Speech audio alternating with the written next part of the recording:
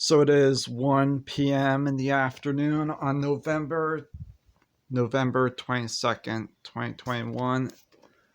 I'm eating slightly fermented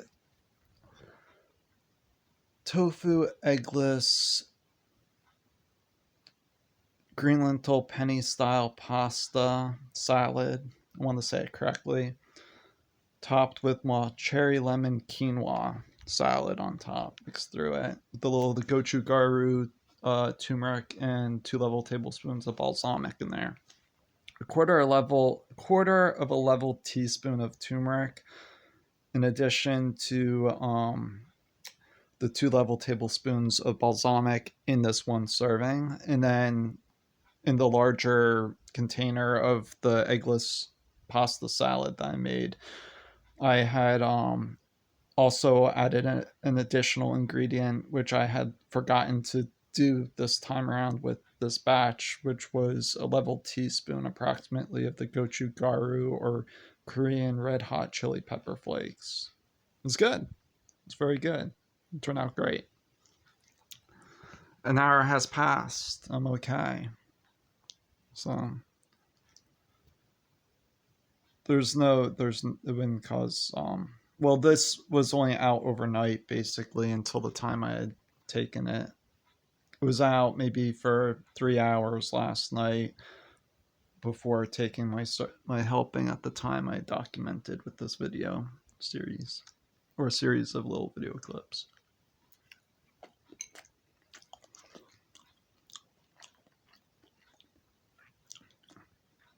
It it requires a little bit of an acquirement to the taste of it. Just like when you're a kid and you're trying like soda for the first time, or coffee for the first time. It's kind of like that. It's a bit of a it's quite sour actually. You could tell it's fermented. It's actually I actually feel better after while digesting it. It's helping aid my digestion. And probiotics, sometimes like the non-dairy sour cream, the soy sour cream, or I've tried this other variety more recently, which is got a blend of like chickpea protein or yellow pea protein as the one of the non-dairy substitutes for that type of texture for the sour cream. But they include a probiotic in the variety that I had more recently purchased with that like yellow pea or chickpea protein in there. And it does aid the digestion. I notice it helps for a number of days afterwards, actually, after having like a good uh, whopping tablespoon of it, or let's say 5 level tablespoons of the vegan non-dairy sour cream. That's, let's say, fortified with probiotics. Now this has naturally develops a probiotic, I could tell. Vegetables in general, when they ferment, they develop various probiotics. That's why you have to be careful not to, to always use clean hands and not to like get your hand to touch anywhere inside the container you're storing it in. It's airtight.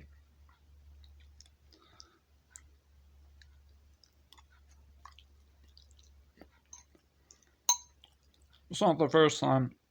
I've had sun-dried tomatoes where I actually had a developed a sore throat quite instantly years ago.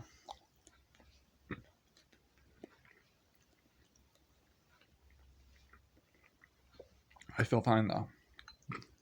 I know when by the taste of it, it's adaptable, and it does taste good after once I had adapted to it. It's good.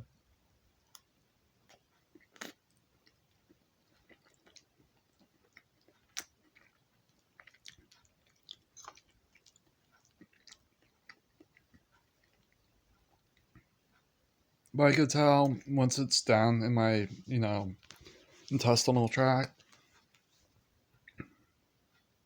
Look, burp. I could tell it helps. It's good.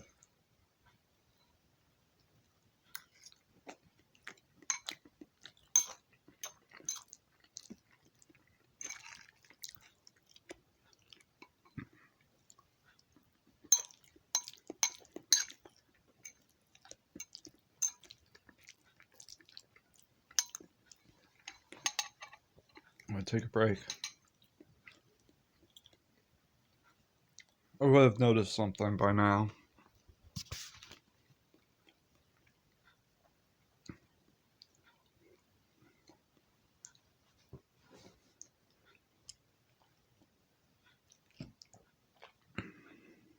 Some things, you never know, it could take 40 minutes to even an hour before it.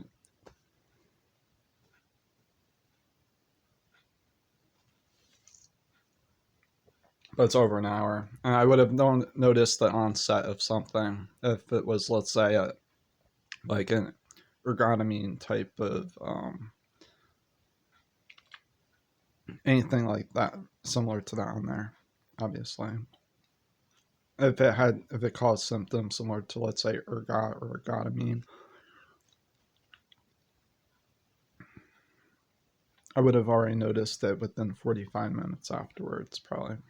But that's how long it could take.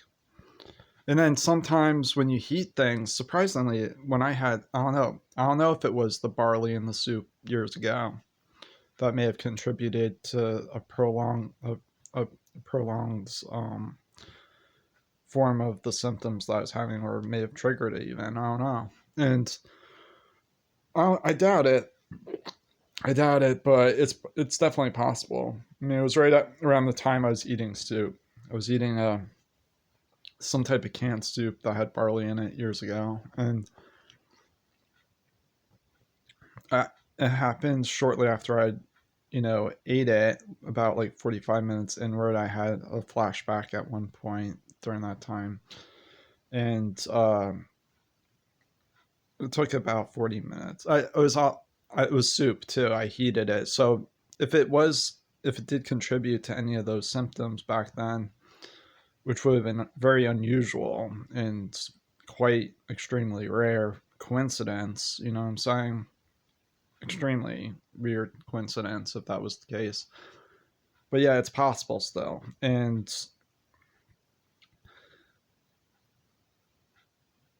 after I looked up and did more research, that certain things are obviously heat sensitive, where it you can actually or chlorine or ultraviolet sensitive too. If it's exposed to the sun, some things deactivate, and then sometimes if it's exposed to chlorine, it can deactivate whatever.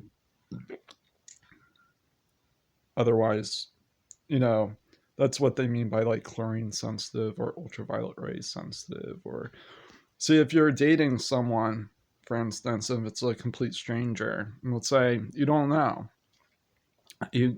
what their level of trust yet, possibly, or how trustworthy that person is. And let's say in the 90s on television, there used to be on various talk shows and things about where if you were to go out to a bar and stuff. I already posted a video on my Facebook profile about that whole thing, where that was a more modern uh, way of presenting the same information of maybe 20 years ago or so. Yeah. Where you're not supposed to, if you go to a bar, you're not supposed to leave your drink unattended. And if you have someone with you, to keep an eye on your drink too, as well, and make sure no one like slips anything in there that would otherwise, once it's in the drink, it's usually odorless or may not be detectable by even taste. Maybe, may not be. And yeah, the people could get date raped and stuff like that. So it's just good to know when, let's say, for instance, you're not if you don't know exactly how trustworthy the person you're with is, and let's say they are let's say you're each have your own glass, right? Let's say you have your own glass of tea or coffee or whatever it be. there's a reduced risk in comparison if it obviously coffee's hot and so is the tea, and chances are the substance, if someone were to slip something in there, it would be reduced a little bit, but that doesn't guarantee that it would be completely inactive. So to be very careful still. But yeah, it's not necessarily a bad choice to choose coffee and tea because of that. You see what I'm saying? It's a smart choice.